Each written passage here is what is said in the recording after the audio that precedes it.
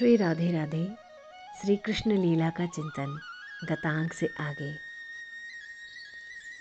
ऐसा प्रतीत होता है मानो कल्पांत का समय हो।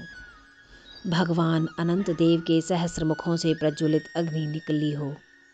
उस अग्नि से निर्गत धूम्र राशि पृथ्वी भेद कर ऊपर उठ आई हो। वैसे धूम पटल की भांति यह प्रचंड चक्रवात भुवनस्थ प्राणियों का दृष्टिरोध करता हुआ प्रकट हुआ है। झंझावात के इस घोर अंधकार में तृणावर्त नीचे उतरता है तथा अतिशय शीघ्रता से श्री कृष्ण को उठाकर ऊपर उड़ जाता है। इसी समय मानो योग माया भी श्री यशोदा पर डाले हुए आवरण को समेटकर श्री कृष्ण के साथ ही उड़ गई हो। इस प्रकार जननी का मन अब निरावरण हो गया है। जननी के मन में अब स्फुरण होता है, मेरा नीलमणि कहाँ है? हाय हाय, मैं तो उसे वेदिका पर ही छोड़ आई थी। जननी उस घोर अंधकार को चीरती हुई, सर्वथा पथ न दिखने पर भी हाथों से टटोलती हुई यह प्रांगण का स्तंभ, यह द्वार, यह तोरण द्वार, यह अलिंद ऐसे करती वेदिका पर जा पहुंचती है। घन अंधकार से व्याप्त वेदिका के उस अंश पर हाथ डालती है जहां उन्होंने नीलमणि को अपनी गोद से उतार कर रखा था। पर आह, नीलमणि अब यहाँ कहाँ? जननी कटे वृक्ष की भांति मूर्छित होकर गिर पड़ी। किंतु मूर्छा के लिए भी इस समय व्रजमहिषी के प्राणों को पीड़ा असह्य है, इसलिए वह भी उन्हें परित्याग कर अलग खड़ी हो जाती है। व्रजमहिषी पुनः चैतन्य हो जाती हैं।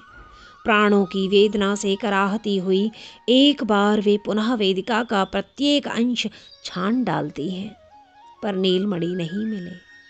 हताश होकर मृतवत्सा गौ की भांति वे वहीं पृथ्वी पर लौट जाती हैं। हाय रे मेरा नीलमणि, तू कहाँ गया? मैं अबला तुझे कहाँ पाऊंगी? यह चीत्कार कर उठती है। चारों ओर धूल की प्रस्तर खंड की वर्षा हो रही है तथा जननी काष्ठ पाषाण वज्र विदारक करुण स्वर में पुत्र के लिए हाहाकार कर रही है। एक मुहूर्त समाप्त होते न होते बवंडर का वेग तो प्रशमित हो गया, पर शांत होते ही गोपांगनाएं व्रजरानी का क्रंदन सुनती हैं। जो जिस अवस्था में है वैसे ही दौड़ पड़ती है। यहाँ आकर देखती हैं, हाय, नंद नंदन नहीं है, उन्हें चक्रवात ले उड़ा। गोपियों पर पुनः वज्रपात हो गया, हृदय चूर चूर हो गया। कुछ तो मूर्छित हो गई, कुछ अत्यंत करुण आर्तनाद करती हुई विलाप करने लगी, एवं कुछ नेत्रों से अश्रुधारा बहाती श्री कृष्ण को इधर उधर ढूंढने लगी हैं। कदाचित श्री कृष्ण मिल ही जाएं। इधर तृणावर्त की अत्यंत दयनीय दशा है। बड़े उल्लास से वह नंद नंदन को ऊर्ध्व आकाश में उड़ाकर ले तो गया, पर अब उड़ाने की बात तो दूर, उनका भार वहन करने में भी वह सर्वथा अक्षम हो गया है। उसे प्रतीत हो रहा है कि अद्भुत बालक में पर्वत सदृश भार है, इसे लेकर अग्रसर होना असंभव है। इतना ही नहीं, वह अब चाहता है इस शिशु को अपने से अलग दूर फेंक दूं, पर यह भी संभव नहीं है। श्री कृष्ण ने अपने दोनों हाथों से दैत्य के कंठ को अत्यंत दृढ़ता से धारण जो कर रखा है, धारण मात्र ही नहीं, वे शनैः शनैः अपनी भुजा में अत्यधिक बल का संचार करके दैत्य के कंठ को पीड़ित कर रहे हैं। कंठ संकुचित होता जा रहा है, श्वास रुद्ध होते जा रहे हैं, उसका तो अंतिम क्षण उपस्थित है। इस बार श्री कृष्ण की कृपा शक्ति ने पहले से ही उन्हें द्रवित कर दिया है। नंद नंदन सोच रहे हैं, जब पूतना मरी थी उस समय उसके अत्यंत भीषण घोर रव से मेरे प्रिय ब्रजपुरवासी अतिशय भयभीत हो गए थे। इस बार पामर तृणावर्त को मैं घोर चीत्कार करने ही नहीं दूंगा। यह हुआ भी। देखते ही देखते दैत्य निश्चेष्ट हो गया। दोनों नेत्र बाहर निकल आए। मौन आर्तनाद करता हुआ, निष्प्राण होता हुआ वह धीरे धीरे नीचे गिरने लगा।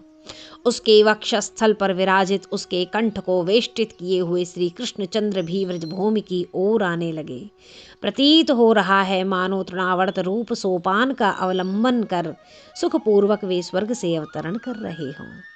तृणावर्त के शरीर से एक ज्योत निकली, जैसे विद्युत श्याम मेघ राशि में विलीन हो जाती है, वैसे ही वह ज्योत नव जलधर वर्ण श्री कृष्ण में विलीन हो गई।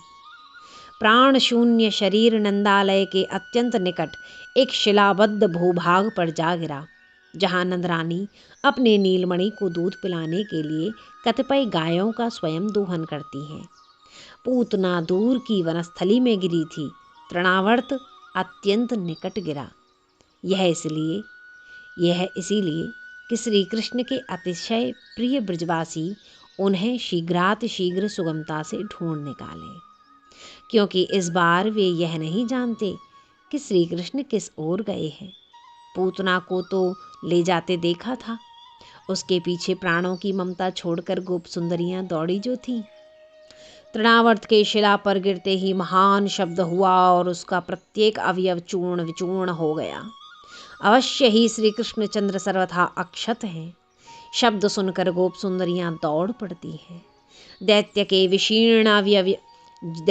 विशीर्ण अवयवों पर अवस्थित प्रसन्न वदन श्री कृष्णचंद्र को पा लेती हैं। अभी अभी व्रजपुर के वक्षस्थल पर शोक की जो तुमुल तरंगें नाच रही थीं, वे विलीन हो गईं। नहीं नहीं, उनके अंतराल से आनंद की सरिता प्रवाहित होने लग गई। ओह, इस समय श्री कृष्णचंद्र की शोभा भी निराली ही है। मानो महाकंटक समाकीर्ण अरण्य में एक उत्फुल्ल अपराजित कुसुम हो, तृण आदि से आच्छन्न हुए किसी जीर्ण सरोवर पर ऊर्ध्व मृणाल दंड समन्वित कर नीलोत्पल विकसित हुआ हो, मरुभूमि में सुरतरु का अंकुर हो, परम दुख रूप वृक्ष के शिखर पर निबिड़ आनंद कुसुम प्रस्फुटित हुआ हो, ऐसा सौंदर्य उनके श्याम श्रीअंगों से निखर रहा है। गोप सुंदरियां श्री कृष्णचंद्र को हृदय से लगाकर तत्क्षण नंदरानी के पास दौड़ती हैं, किंतु वे तो बाह्य ज्ञान शून्य हो गई है। बीच में कभी कभी चेतना आने पर कह उठती है, आह, जिन विधाता ने जैसे पूतना के विस्मय स्तन्यपान से एवं शकट पतन से रक्षा की थी, वे ही इस समय भी मेरे पुत्र की सदा रक्षा करें। ओह, यदि परमेश्वर के द्वारा रक्षित हुआ वह मेरा पुत्र मुझे अब मिल जाए तो मैं फिर कदापि उसे अपनी गोद से उतार कर भूमि पर न छोड़ूंगी।